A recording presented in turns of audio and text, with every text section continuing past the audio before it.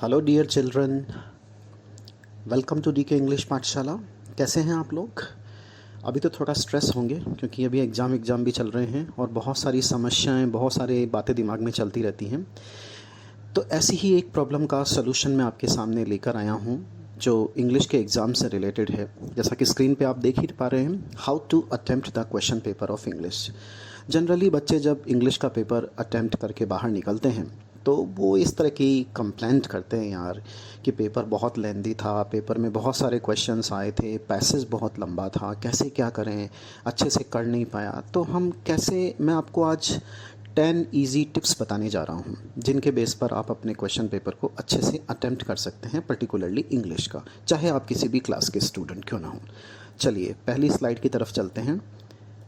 पहला जो हमारा आज का टिप है वो है make maximum use of the reading time. Try to devote this time to reading section only. देखिए आपके क्वेश्चन पेपर में 3 सेक्शन होते हैं, सेक्शन ए बी सी। इसमें से सेक्शन ए रीडिंग सेक्शन होता है, सेकंड सेक्शन होता है आपका ग्रामर और राइटिंग का, और तीसरा होता है लिटरेचर का, या ये 4 सेक्शन भी हो सकते हैं कुछ क्वेश्चन पेपर्स में। तो आपको जो कुछ रीडिंग टाइम मिलता है 15 मिनट्स का, उस 15 मिनट्स के रीडिंग टाइम का आपको मैक्सिमम यूज़ रीडिंग सेक्शन पढ़ने में स्पेंड करना चाहिए। क्योंकि एक वही सेक्शन ऐसा होता है जिसके बारे में हमें कुछ खास पता नहीं होता कि पैसेज कौन सा आएगा, कहाँ से आएगा। इसलिए हमें ये चाहिए कि जो 15 मिनट आपको मिले हैं वो रीडिंग सेक्शन को पढ़िए, ताकि एक पैसेज का रीडिंग टाइम तो कम से कम आपका बच जाए और बाकी बचा हुआ समय आप दूसरे सेक्शंस को दे पाएँ। तो अगली स्लाइड की तरफ चलें। अगली स्लाइड कहती है attempt the questions of one section at one place only. भाई आपको क्या करना है, ये बहुत सिंपल सी चीज़ दिखाई देती है लेकिन इसके बहुत सारे फ़ायदे भी हैं। क्या फ़ायदे हैं? जैसे आपको एक सेक्शन के जितने भी क्वेश्चंस हैं वो सारे के सारे क्वेश्चंस एक ही जगह अटेम्प्ट करने चाहिए। अब क्या होता है, वैसे तो हमें इजी क्वेश्चन को पहले करना चाहिए, डिफ़िकल्ट क्वेश्चंस को बाद में करना चाहिए, लेकिन इस इजी और डिफ़िकल्ट के चक्कर में कुछ बच्चे क्या कर देते हैं, कभी सेक्शन ए शुरू कर देते हैं, कभी सेक्शन बी शुरू कर देते हैं और फिर कभी सेक्शन सी शुरू कर देते हैं। इससे क्या होता है कि एक तो आपको भी जो आपने काम किया है उसका हिसाब रखने में थोड़ी मुश्किल होती है, और प्लस जो आपका एग्ज़ामिनर है उस एग्ज़ामिनर को भी दिक्कत होती है। तो आप एग्ज़ामिनर के लिए थोड़ी सी चीज़ें आसान बनाएं। एक क्वेश्चन मतलब आपका जो एक सेक्शन है उसके सारे क्वेश्चंस एक ही जगह पे करें। उसके बाद में हम तीसरे पॉइंट की तरफ चलते हैं। तीसरा पॉइंट भी बहुत सिंपल दिखाई देता है, leave proper gap between 2 answers. 2 answers के बीच में गैप दिखना चाहिए, यानी गैप रखना चाहिए। कुछ बच्चे क्या करते हैं कि एक क्वेश्चन का आंसर ख़त्म नहीं हुआ और दूसरा आंसर शुरू कर देते हैं, उससे बहुत समस्याएं होती हैं। उससे समस्या क्या होती है, एक तो आपका जो वर्क होता है एग्ज़ाम के अंदर उसमें क्लैरिटी नहीं आती, साफ़ सफाई नहीं रहती, और दूसरा ये होता है कि थोड़ा सा हसल बसल की सिचुएशन बन जाती है। इसलिए आपको क्या करना चाहिए कि 2 आंसर्स के बीच में प्रॉपर गैप रखना चाहिए। इवन अगर आपने 1 लाइन का क्वेश्चन भी अटेम्प्ट किया है तो आप 1 लाइन छोड़ दीजिए, क्या दिक्कत है। और 3 या 4 लाइन का अगर आपने अटेम्प्ट किया है तो 2 लाइन छोड़ दीजिए, और बड़ा कोई लॉन्ग आंसर अगर आपने अटेम्प्ट किया है तो कम से कम 4 लाइनें छोड़िए। इससे आपकी क्लैरिटी भी आएगी और आपका जो एग्ज़ामिनर है जो आपकी कॉपी चेक कर रहा है उसको भी आसानी होगी नंबर देने में, और वो आप समझ पाएगा कि कौन सा आंसर कहाँ ख़त्म हुआ है।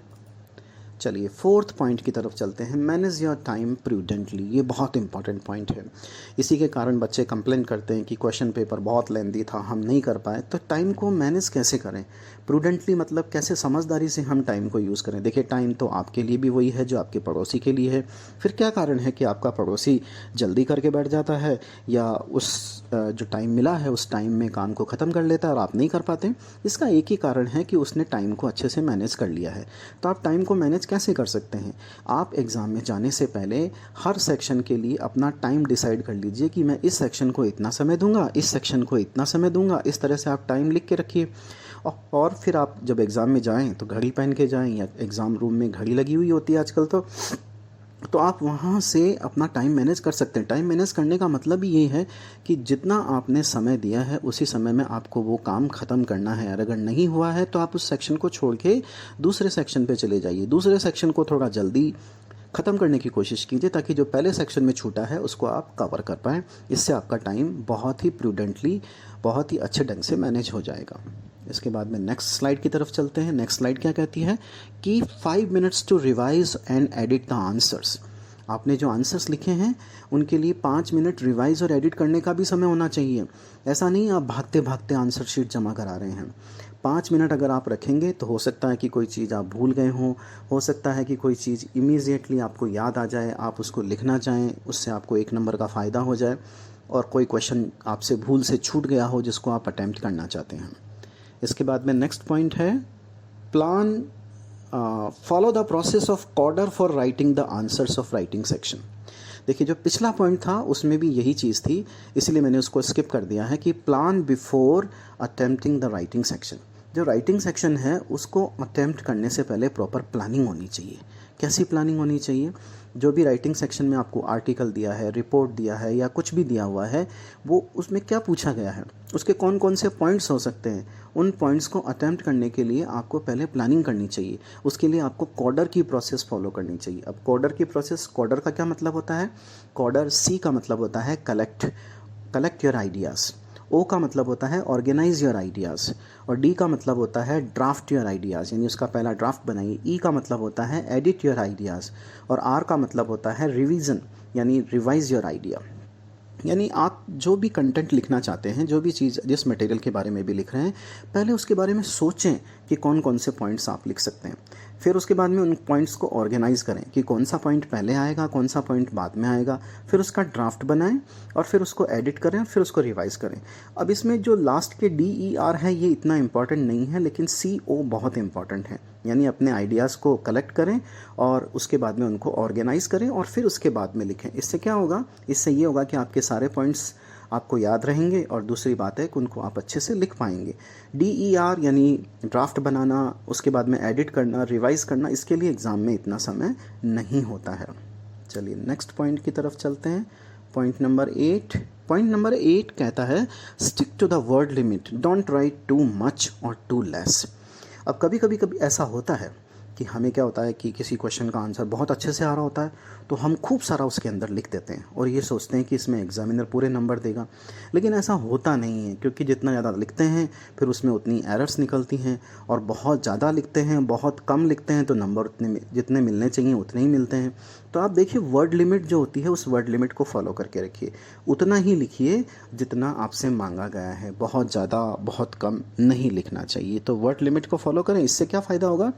एक तो आपका टाइम भी मैनेज हो जाएगा और आप टू द पॉइंट आंसर लिख पाएंगे।